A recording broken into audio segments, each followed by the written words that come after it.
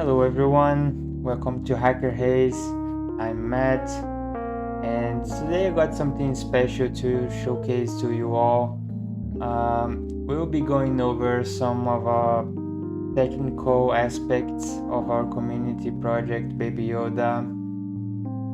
This project aims to be a tool for every developer right inside your VSCode, where you can access these agents that can perform autonomously in the future, and they can hold context of your applications and files and whatnot. So without taking too much time, let's dive into our package.json here, where we find our dependencies and what are the libraries we are using currently. So this is a template coming out from Next.js and Prisma and TRPC. It is called TRPC Next JS template. It is a very good and very handy template for anyone who would like to have a full stack application right off the bat. You just have to install it. I will leave the link down in this description so you guys can take a look at it. Very handy. Over here on our server side, we don't have so much stuff installed, just a basic API on where we can interact and save things to our database, and nothing much, honestly. So yeah, over here I would like to go over first, before we get into the schema that we are using, and a quick overview of our schema. Just wanted to give you guys some high-level conceptual overview of this. How does it work with everything together, everything coming together? So basically what we have here is this graph right in front of you. So we have an agent that possesses skills. We actually have changed this model here. I will explain you a little bit later on how we are doing this at the moment. But basically we have also VSCode extension, and the agent has task execution abilities, listen to file changes that belongs to a workspace inside VSCode. So whenever you open the extension, this extension will be listening to every file changes, and we can synchronize that with our server and with the context of each agent. Basically that. So it has context that has the tasks and more other things here that we have actually updated, but it's gonna look like this on a conceptual level, at least for now. So coming over here on the user flow, let me zoom this little bit less. Okay, so basically what this graph illustrates is when the user creates a conversation and how it has interact with the agent.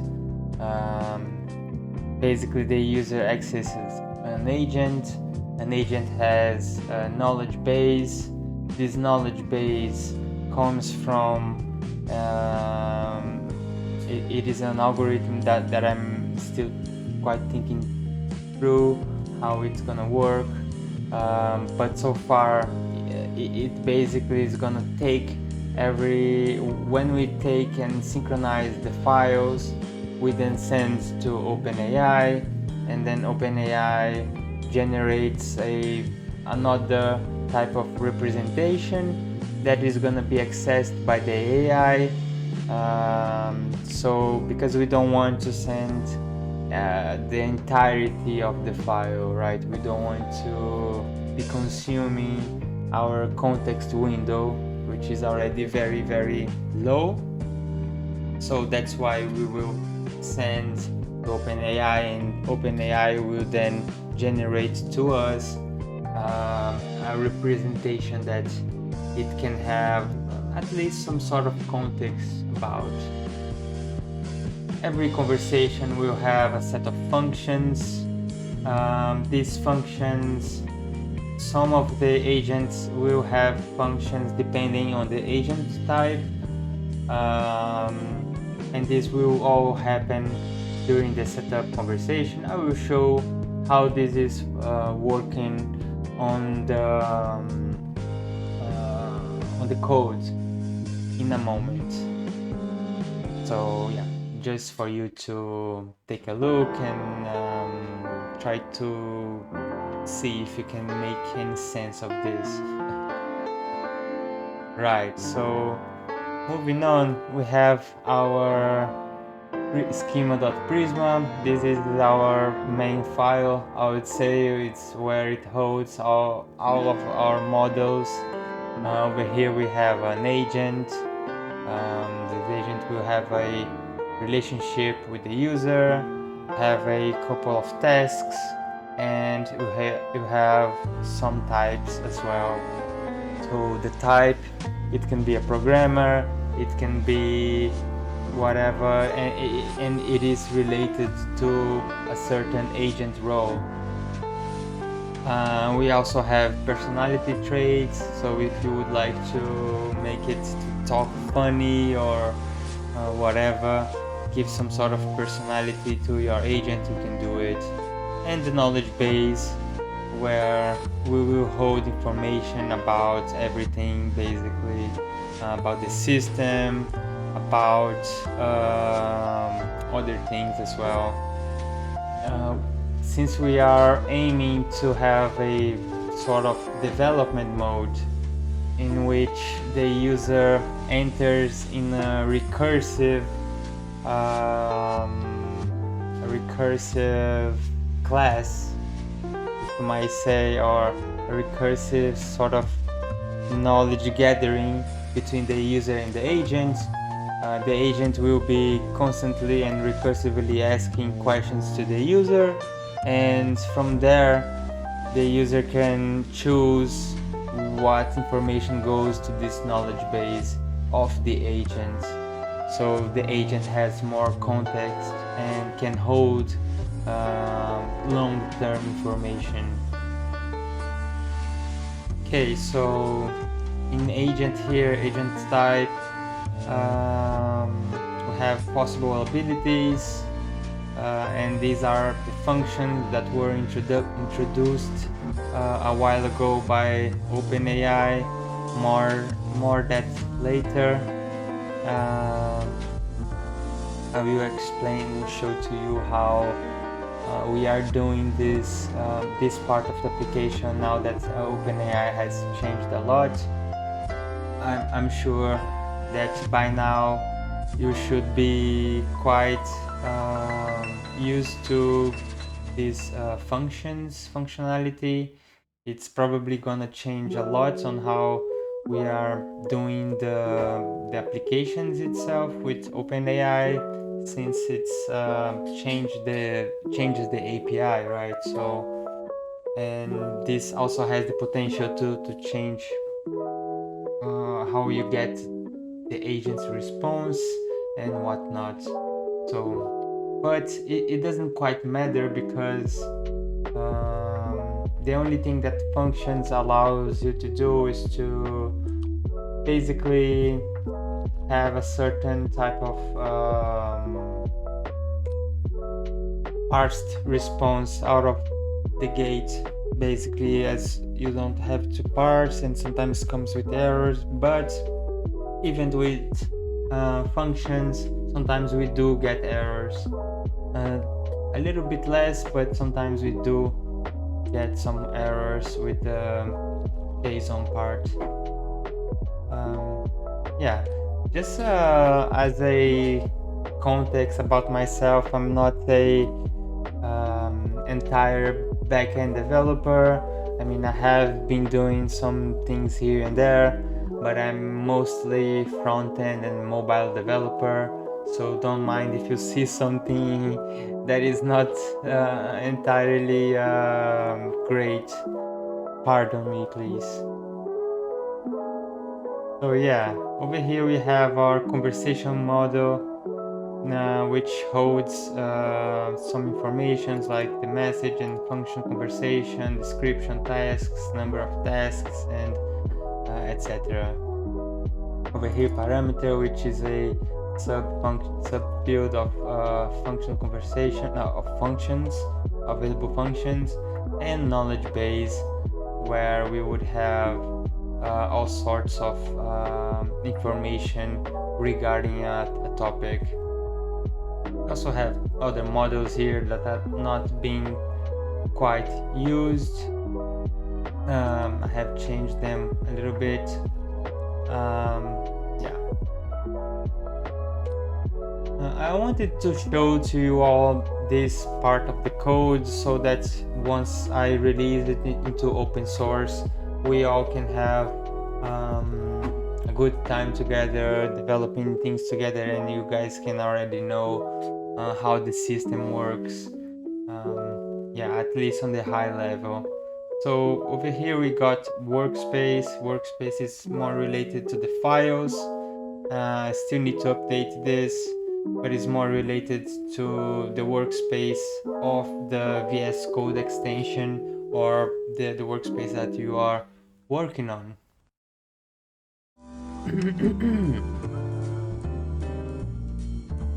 Alright, so let's hop into one of the main parts of this application, which is the chat API endpoint. As you can see, it's very on development mode still. So yeah, we are not handling so much security, we are not handling cores and whatnot for now.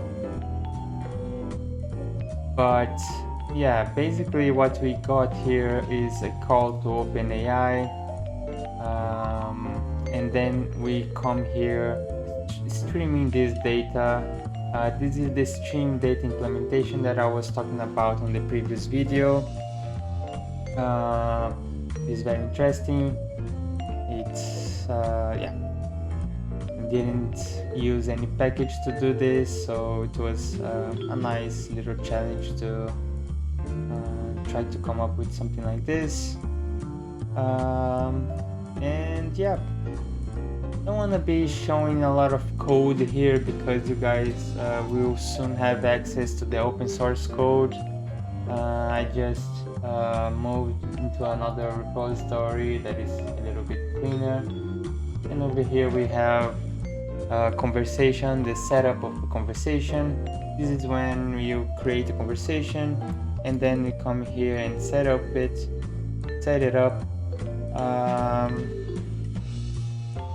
It's fairly straightforward, but over here we have all the functions that we will need, and then but we don't actually add those.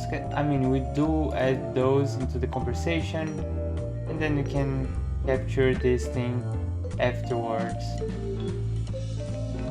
So I think that's it for now. I hope that you found this video a little bit clarifying.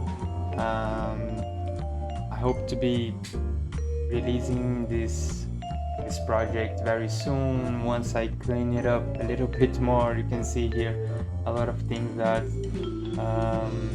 are not that great, but the project overall is working pretty well.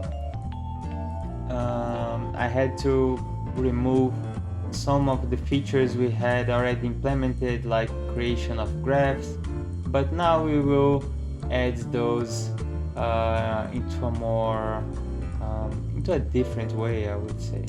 I'm thinking about something very, very cool, which would be the agent creating the server-side code the same way that he would create code. Somehow he would create the parameters of the available functions, and then he could not only add these available functions but also create the necessary part to access these available functions. So this would be of course a great step into this idea of a self-growing body, right? Because the AI can create those, I think it's fairly easy, but we need to see how this will work with our UI. So I think that's it. If you have any questions, if you would like to join our Discord channel, please, I will leave the link below as well. And I think that's it for me for today. I see you next time. Bye.